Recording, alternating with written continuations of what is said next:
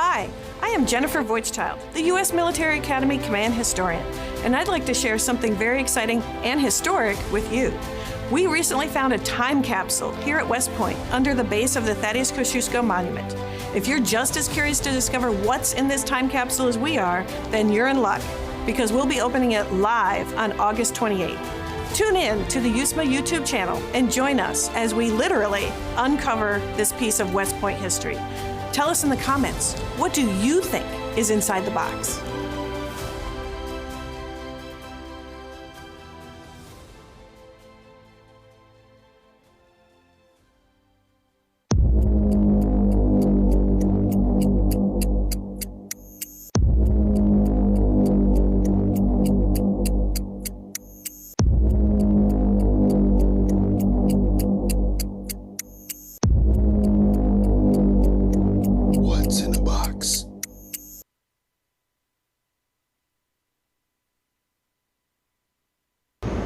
Hey, how's it going? We're from B1. Fear the Lord! I'm Cadet Ashton Gaines. I think it's awesome we found a time capsule. I think there's an American flag in there. I'm Cadet Reagan Baker. I think there is a pair of boots in there. Cadet Nicholas Durazio. I think there's a really cool class ring in there. Cadet Ezra Garces. I think there's some sort of parade uniform memento in there. Cadet Robbie Berry. I think there's another smaller time capsule in there. I'm Cadet 10A, and I think that there's a diary in Kosciuszko's time capsule.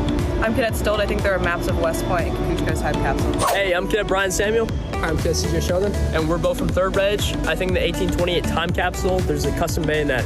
I think in Kosciuszko's time capsule, there's a class ring. I'm Cadet Adam Bailing, and I think there's an 1820s drafting set in the time capsule. I'm Cadet Grace Yang, and I think there's mess hall silverware in the time capsule. Are we ready to see what is in that box?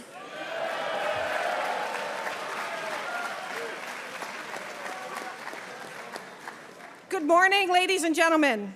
I am Jennifer Voigtchild, the U.S. Military Academy Command Historian, and I will be assisted today by Cadet Devin Smith, a history major from the class of 2024, and Cadet Matusz Bojarczyk from the class of 2025, one of our cadets here from Poland in the 4-year International Cadet Program. To start off today's event, we will hear from Lieutenant General Steve Gillen, the 61st Superintendent of the United States Military Academy at West Point. Sir?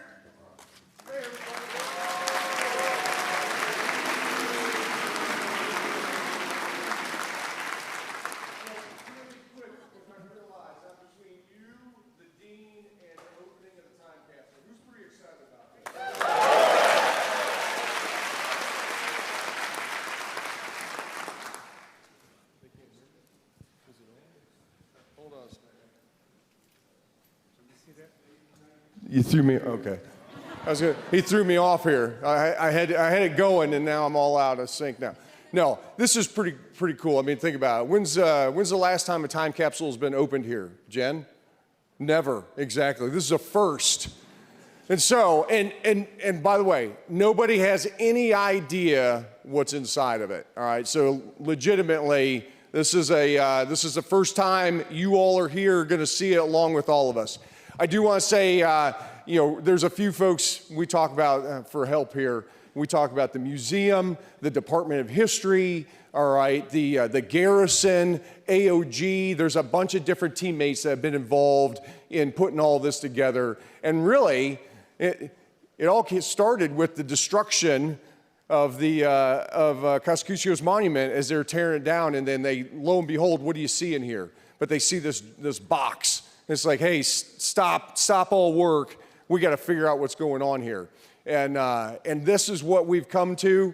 It's a really exciting moment, and I appreciate everybody coming in and joining us. There's folks coming in the back door. Find a seat, and we're going to all see what's in it together.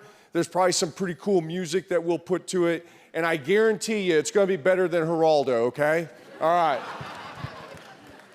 Dean, you're up.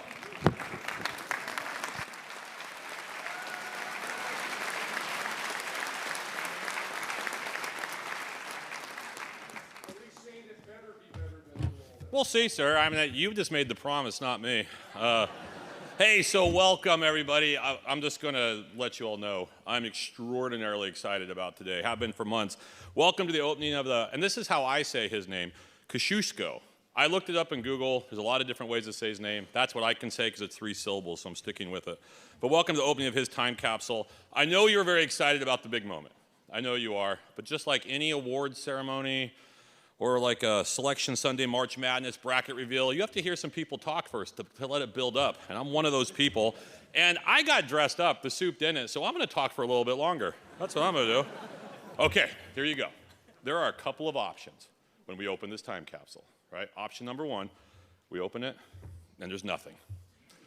Like the soup said, very similar to when Geraldo Rivera opened Al Capone's vault on live TV. I was told yesterday if we had a sense of humor, we would have asked Mr. Rivera to be up here with us. And I was like, we should have done that. Option 2, we open it, we reach our hand in, there's just dust. Very much like Indiana Jones and Raiders of the Lost Ark. Except we don't want the angel of death to come out and melt our faces off. So we're gonna hope for not that one. Then here's number 3. There's some amazing historic artifacts, something we didn't even know or think about. So I don't know what that could be, so we went on social media and we asked people what they thought, and here are the top 5 answers that I got.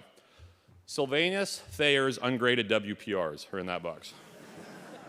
Here's my favorite, the original recipe for West Point's corn chowder. That's one. A map of the steam tunnels that lead from the soup's house, or a map of the steam tunnels leading to the soup's house. I like that one. This is just weird. A pair of Ulysses S. Grant's beard trimmers. And this one has no relevance to the time period. As some late night, as seen on TV items, you could only find in some obscure locations like a Ginsu knife, a Snuggie, a Showtime rotisserie, a Thigh Master. Those were all guesses, just so you know. Honorable mention was from a cadet, clearly a bit confused by the time period, a thumb drive with some lost Bitcoin. Okay? I talked to my daughter. This was my daughter's. This is what my daughter thought. She's like, Dad, I hope we open that thing and there's a map to another time capsule. And when we open that time capsule, it leads us to the Declaration of Independence, which we have to creatively look at to find a map to the famed city of El Dorado. The plot of National Treasure, everybody. The plot of National Treasure, my daughter's. I actually am hoping for something a little bit different. I'm hoping that we open it and there's something in there like the Terminator arm, which shows that time travel is possible. John Connor is the humanity savior and that ChatGPT is the beginning of Skynet and we're all getting prepared. That's what I'm hoping for. Okay, I do have to take a few moments before we open it to talk about why this time capsule has so much significance for West Point and really our nation. It is an incredible story. This does not happen very often, if ever. That involves so many of West Point's heroes and so many of our academy heroes and our Army's heroes and really our nation. So I know our cadets and tremendous faculty are going to give the full details of the story of Thaddeus Kosciuszko, but I want to highlight just a few things that it's just so impactful about this individual and what this represents. In case you don't know, Thaddeus Kosciuszko was a contemporary of our founding fathers. He was revered by George Washington. Like the George Washington revered this guy. Personal friends with Thomas Jefferson. In fact, he might as well have been a founding father. He did everything except be in Philadelphia when the Declaration was signed. He is literally interwoven into the history of the United States. He has a statue in Washington, D.C.'s Lafayette Park and Boston's Public Garden, where in that statue he is actually holding the plans for, anyone want to take a guess? West Point, right? His house in Philadelphia is a national memorial. And then if you go into Jefferson Hall, the first floor of the library, and you look, there's a statue of Thomas Jefferson. And if you go to the 6th floor in the Hague Room, there's a portrait by the famous artist Thomas Sully from 1822. And both of those, Thomas Jefferson is wearing a big fur jacket. Anyone want to guess who that was a gift from? That's right, Thaddeus Kosciuszko. Jefferson said of Kosciuszko, he's as pure a son of liberty as I have ever known. So let me start our tale. All right, here we go. Right there. Go back about 275 years. 275 years, okay? In 1746, that's when Kosciuszko was born in the Polish-Lithuanian Commonwealth, where he attended the Royal Knight School in Warsaw, a university that emphasized military subjects and the liberal arts. Huh, sounds familiar. He had a strong passion for freedom, equality, and his considerable military and engineering skills would eventually bring him to the United States in that most seminal of years, 1776. His path during the Revolutionary War would intersect with West Point's in 1778 when General George Washington put him in charge of strengthening what was considered the most important military fortification in the Americas, West Point. His plan for strongholds like Fort Clinton and Fort Putnam were widely praised as innovative, and he continued his service in the Continental Army, fighting under General Nathaniel Greene in the South. And throughout the war, he carried a sword, and in his sword there was an inscription, and this inscription is incredibly impactful to me. It said, "Do not draw me without reason, do not sheathe me without honor." He would then return to Europe after our Revolutionary War, fight many years for Polish independence, and is today recognized as a national hero in Poland, Belarus, Lithuania, and the United States. While he was back, as he got back to Poland, he started to think about his own experiences. He started to advocate to his very good friend Thomas Jefferson for a military academy for American officers. And he wrote his close friend Thomas Jefferson many times on this topic. In many ways, at the early onset of the academy, it was Thaddeus Kosciuszko, who was the father of the academy. After his death in 1817, and our team will spend much time talking about it, that's when the monument to this great patriot and patron was put up. And that monument was completed in 1829. So let me just fast forward to 2021 when a cadet named Eric Kramer is going out by Kosciuszko's monument, and he gets there and he sees some cracks in its foundation. And he notifies the appropriate personnel, and that's when the statue was removed for safety precautions. Of course, by the way, as soon as that cadet saw that and he notified some people, it was like our entire civil and mechanical engineering department, pulled a fire, like, hey, it's code red, it's Super Bowl time, put on hard hats and went out with flashlights and little belts with all types of things on them.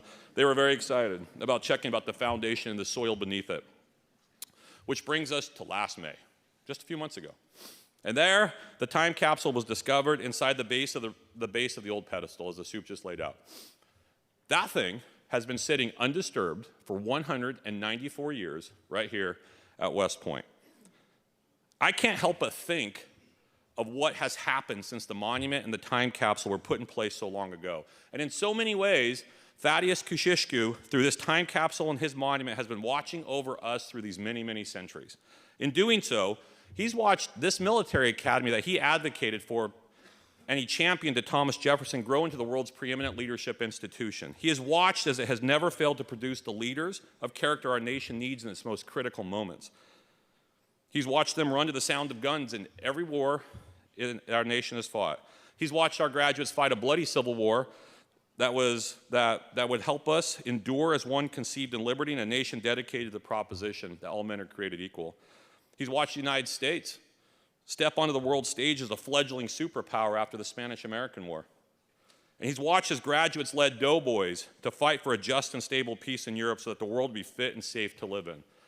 He has watched our graduates fight to liberate Europe from the tyranny of fascism, rebuild a war-torn continent, and has stood with our NATO allies ready to defend it against the aggression of communism. He watches our graduates island hopped across the vastness of the Pacific Ocean, led to the creation of world-defining new weapons, and brought a lasting peace to and with Japan. And he's watched the skies above as 5 graduates walk the surface of the moon, braving the unknown and the hardship to lead mankind to the stars. He also watched, as recently as 105 graduates, stretching from the class of 1979 to the class of 2011, deployed to Iraq and Afghanistan and fulfilled their oaths to the core and to their country of living, serving, and dying with honor. And in full circle, he's watched our most recent graduates deploy to Poland to a base named after him, dedicated by our 60th superintendent. And those graduates are stationed there at this very moment to reassure our Polish allies and all of our European allies that the friendship that he began over 2 centuries ago is unwavering, and our commitment to them is steadfast. In short, Thaddeus Kosciuszko has watched as the country whose independence he fought for has become a shining light of liberty for those tired, poor, and huddled masses around the world who yearn to breathe free. That is the history of the Kosciuszko Monument and this time capsule, the history of the academy he dreamed of, and the history of the country he bled for. So it's why today, it's not really what's important what's in there. Make no mistake, I hope it's cool. I hope it's awesome. I can't wait to see what's in there. But at the end of the day, what this is really about is an opportunity to reflect upon and be inspired by the history I've just briefly discussed, in which our faculty and cadets we'll spend some time discussing also. And to pause just for a few moments, just pause, right? And realize that we have the immense honor and responsibility to continue the legacy that he has started. This is clearly an extraordinary day at West Point. I'm obviously personally excited. But then, I thought about it this weekend. I really did, and I thought, to be honest, something special happens at West Point every single day. Every single day. Every single day something awesome is happening. Whether it's cadets working with faculty on solving the Army's most complex problems like artificial intelligence and hypersonic rockets, or it's coaches and teams pushing themselves to the very last second for victory on the pitch, field, diamond, or court, or it's attack, spending an extra hour at night talking and mentoring a cadet on possible branches and career paths. I believe West Point's living up to the vision that was established by Thaddeus Kosciuszko so long ago. I know he'd be proud of today's academy and its core of cadets, which, like our Army, is drawn from across the United States, from every state and every single background. It's a citizen army that, like the inscription on his sword, does not fight to conquer or seek unnecessary conflict. It is an army that aspires to something more, to fight and win when called upon by its nation, while living up to the ideas and values like loyalty, duty, respect, selfless service, honor, integrity, and personal courage. But make no mistake, if called upon, these graduates will fight and win, but do so honorably. That is our charge here at West Point, and there is no better opportunity than today to take a moment and be inspired by our Army and Academy's connection through time, represented by that capsule, to one of our nation's true heroes, Thaddeus Kosciuszko. Thank you for this chance to be part of this incredible moment, sir. Thanks to the team for being up here. Thank you, Jen, for all you've done. And I will now turn it over to the USMA Command historian as we continue to travel through time together.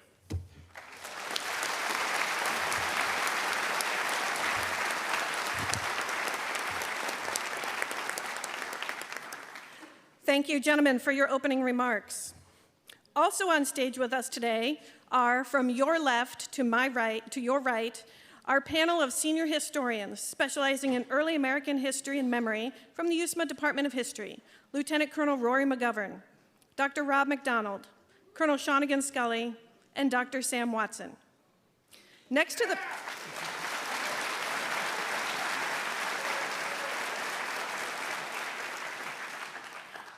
panel are Chris Barth, USMA Director of Libraries and Archives, and Preservation Librarian Elaine McConnell.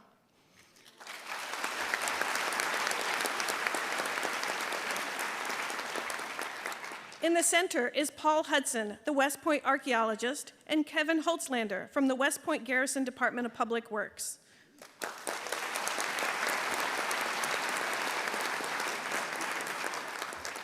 To their right is Michael Diaz and Marlena Cook, curators from the West Point Museum.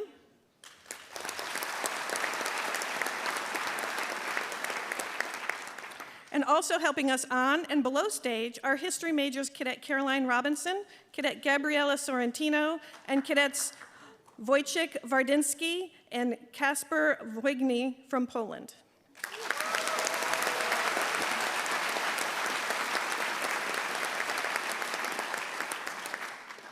As you've heard, about 3 months ago, the base of the Kosciuszko Monument here at West Point was removed because it had some structural damage. In the process of that removal, an employee of the West Point Association of Graduates discovered a 12 by 12 by 13-inch box underneath the marble face of the monument. That box is here on stage with us today.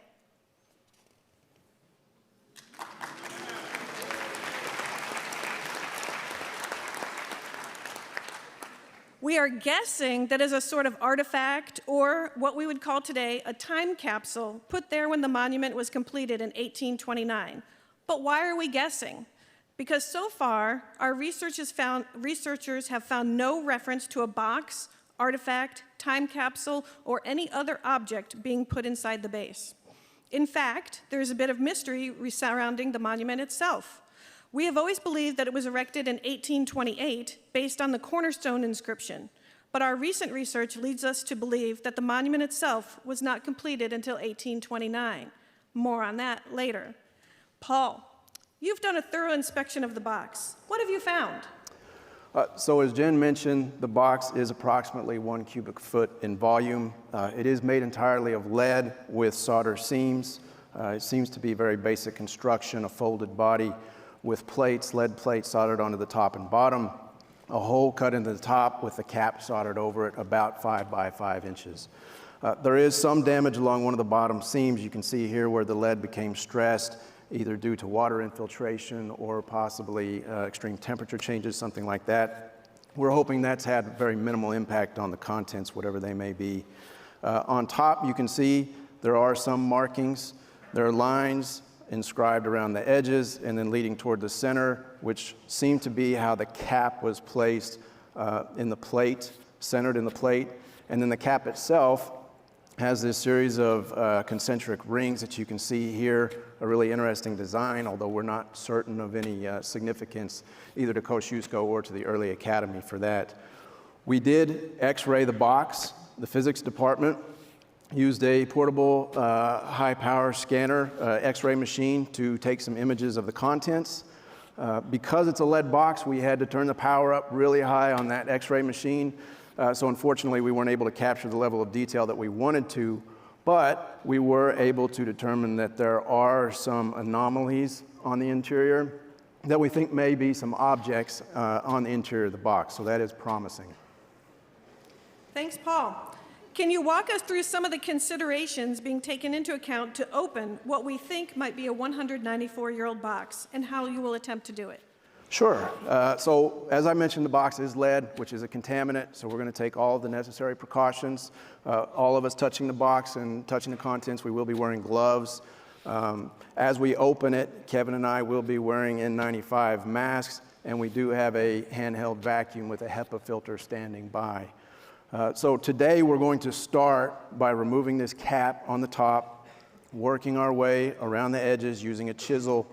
Once we get that cap off, we will then assess the contents of the box and determine what, if anything, is safe to remove through the hole in the top. And we'll start taking those items out one by one. If there's anything on the interior that's either too large or too fragile, we will have to use a different approach. At that point, we will enter from the bottom and begin removing the bottom plate, which is before, as I mentioned, there's some damage here along the seam, so we can use that to begin working our way around that seam using a chisel or shears, and remove the plate from the body itself and expose the contents. Great, thank you. Let's see what's in that box. You bet.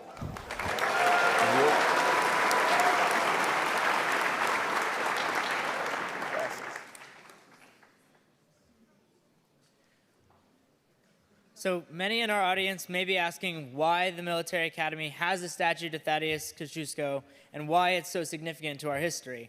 The monument is actually the third oldest on West Point, but for much of the last century, it was the oldest in the area of the plain.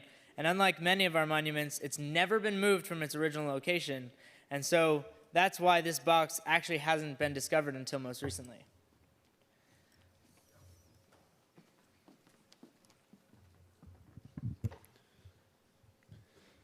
Tadeusz Kosciuszko was trained at the Royal Knights School in Warsaw and then studied engineering in Paris. And when he heard about the American colonists fighting for their rights, he sailed to the New World in June 1776 in order to volunteer his services to the Continental Army. After being recommended by Benjamin Franklin, Kosciuszko was hired to work on the fortifications of Philadelphia.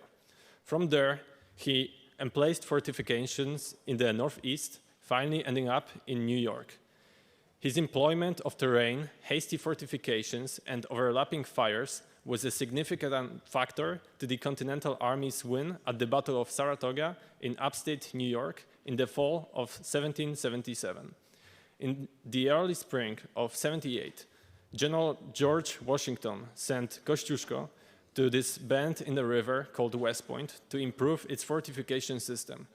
Kosciuszko spent 28 months at West Point creating an interlocking fortification system that was later called the Gibraltar of the Hudson, and solidified Washington's view that West Point was the key to America, and losing it would lead to the demise of the Continental Army and the end of the American Revolution. Kosciuszko left West Point to join the Continental Army in the South just days before traitor Benedict Arnold took command of the West Point garrison with the intent to turn it over to the British. What do we see? Nothing quite yet, Jen. I just set it to one side over there. There you go. Oh. It's empty.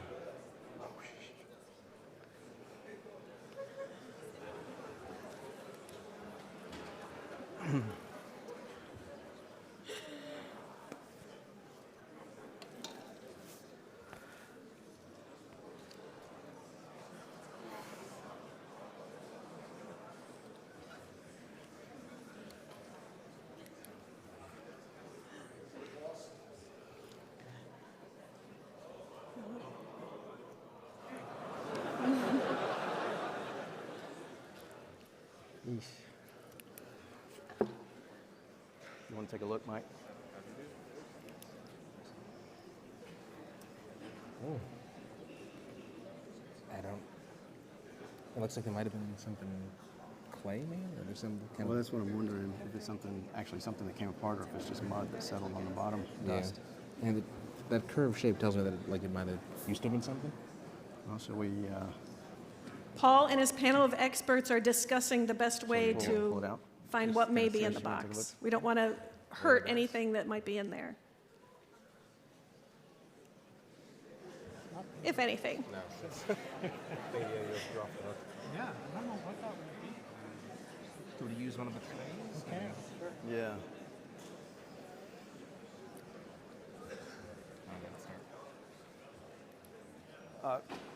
So Jen, I think you're able to see on the screen there, there are some items in the bottom. It appears to be, we're not certain if it's soil or mud or dust that's accumulated there and hardened. We're going to pull a piece out and see if we can get an idea of what it is. It may not be anything, but we're going to take a look. All right, great. While Paul and Kevin are doing that and making sure everything's okay, we're going to turn to our panel of historians. Why do you believe it's important that the monument was placed here in 1829? Thanks, Jen. As General Reeves pointed out, the importance of the monument, as with all monuments, is it's all about connections. Connections to the time in which a monument was built, connections to the thing, person, or time which it attempts to commemorate and memorialize, and connections to the future. I think it is important that to the Corps of Cadets, at the time that they were establishing this monument, Revolutionary War memorialization was becoming more democratic. In the same year that they choose to dedicate a memorial to Kosciuszko, the citizens of Boston were laying the cornerstone to the Bunker Hill Monument, the first one of its kind that was really dedicated to common soldiers who had fought there. And so by choosing to build a monument to Kosciuszko instead of, say, George Washington, they were connected to trends that were going on in society at the time. They also were trying to connect forward. I have part of a letter here from Benjamin Latrobe to Cadet Thompson, chairman of the committee that selected it, that by putting this monument above Fort Clinton, while your river flows and your country exists, no one will be at a loss to understand the monument, its purpose, and its location. And to some extent, that rings true. We have hundreds of people in the auditorium today who still know who Kosciuszko is, and are still gathering here to celebrate his legacy. It is incredible when you think about it. 1829, 194 years ago, they were removed from 1776 by only 53 years. The population of the United States was only 12.8 million. In 1829, John Quincy Adams was president, and then Andrew Jackson took the oath of office.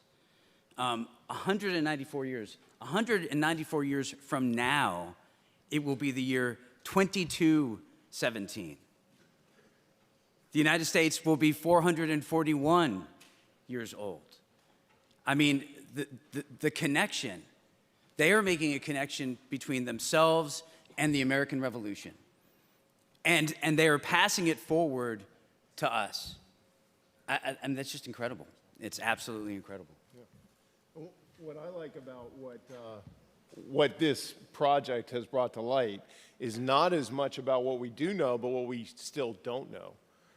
So we don't actually know who made up the committee of cadets that chose Thaddeus Kosciuszko to be memorialized.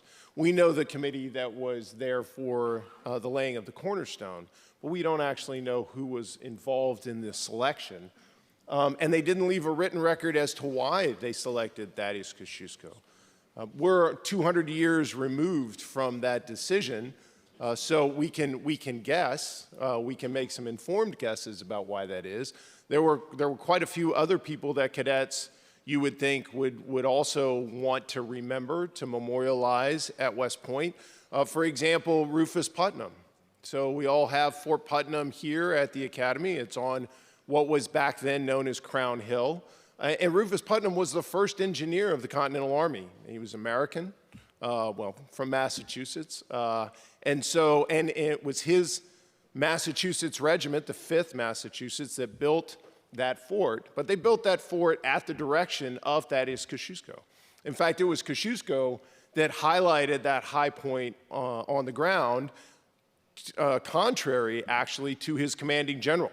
So Major General McDougal didn't think that they needed to fortify that spot. And Thaddeus Kosciuszko, who had just come from the loss of Fort Ticonderoga the year prior, said, no, we absolutely do, and convinced his commander that that was correct.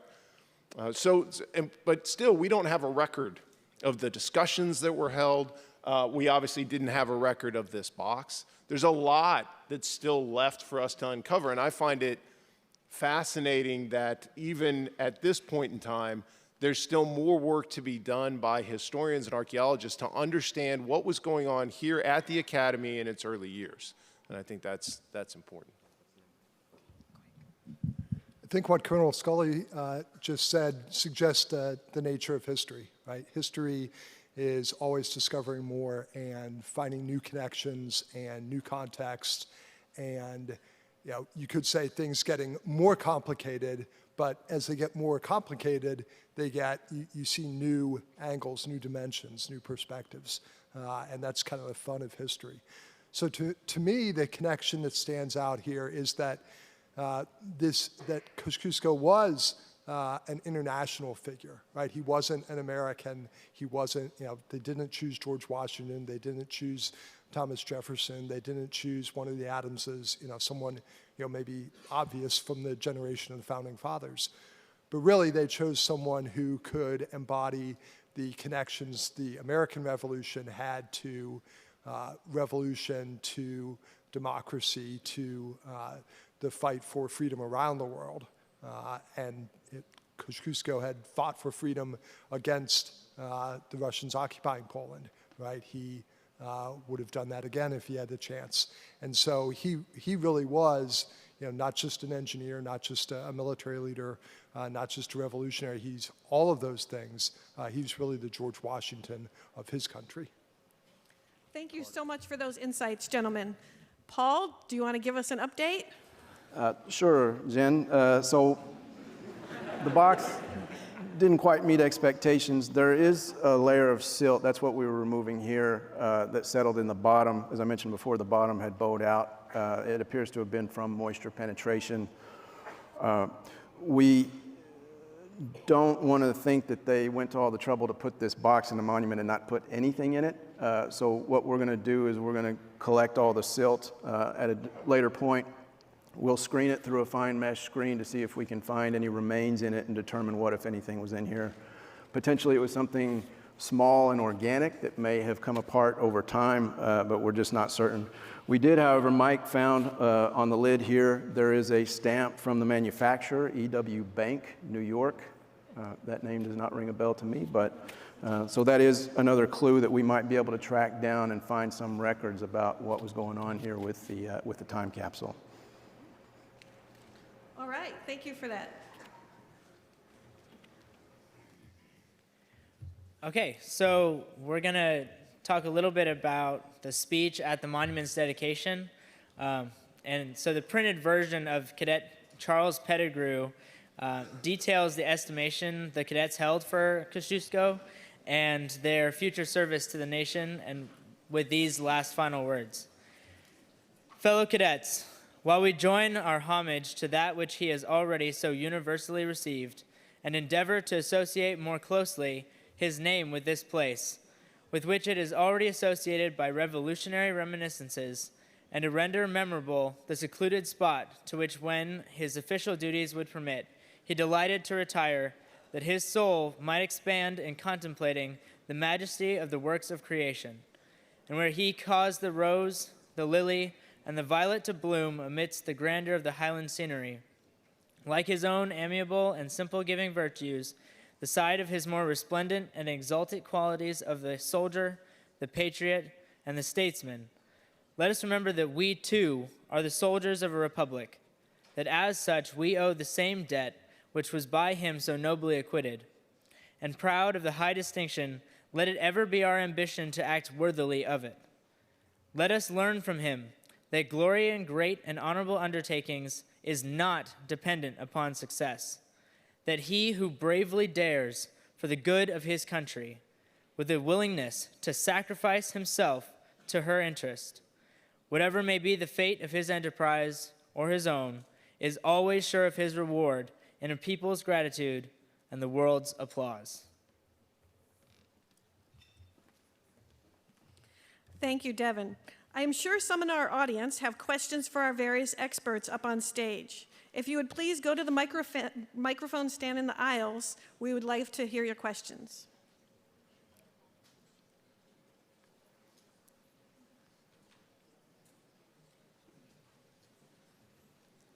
No questions? Well, we have a couple of questions for our history panel. Oh, did I miss? I heard that General Lafayette came to West Point in 1825, which was right around the time that the Monument Committee was forming their process and figuring out the design. Can you tell us a little bit more about that? Yeah, absolutely. So the Marquis de Lafayette, great hero of the American Revolution, came to the United States as a 17-year-old to volunteer his services in the Continental Army. In anticipation of the 50th anniversary of the beginning of the war in 1775, embarked on this tour around the United States. And he came to West Point in 1824 and again in 1825. And he was greeted by thousands of people. Thousands came here to welcome him. And so very clearly, I think, the American Revolution is on their minds. Of course, July 4th, 1826, is not only the 50th anniversary of the ratification of the Declaration of Independence, but amazingly, that is the day that both Thomas Jefferson, the author of the Declaration of Independence, and John Adams, in some ways the mind, the mouth of the cause of independence, both of them die on the same day, the 50th anniversary of independence. And that occasion is marked here at West Point. So I think the American Revolution is very much on their minds. Thank you, Professor McDonald. I think we're about ready to wrap things up here. We wish there had been more in the box, but we have some folks to thank. While the base was being disassembled at the end of May this year, West Point Association of Graduates employee Chris Branson saw the box, secured it, and notified Paul of the finding. Mr. Branson, would you please stand so we can thank you for recognizing that a plain gray box could actually be a treasure?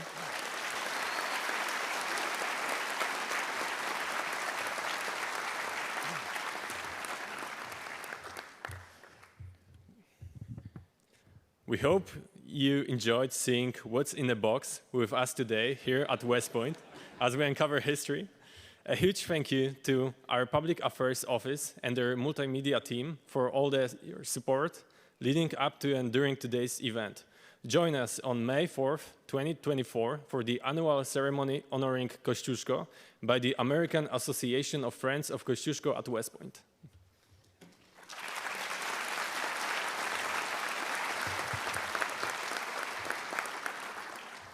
So on your way out of the auditorium, please be sure to stop by the tables in the foyer manned by our West Point Museum and USMA Library Special Collections staff.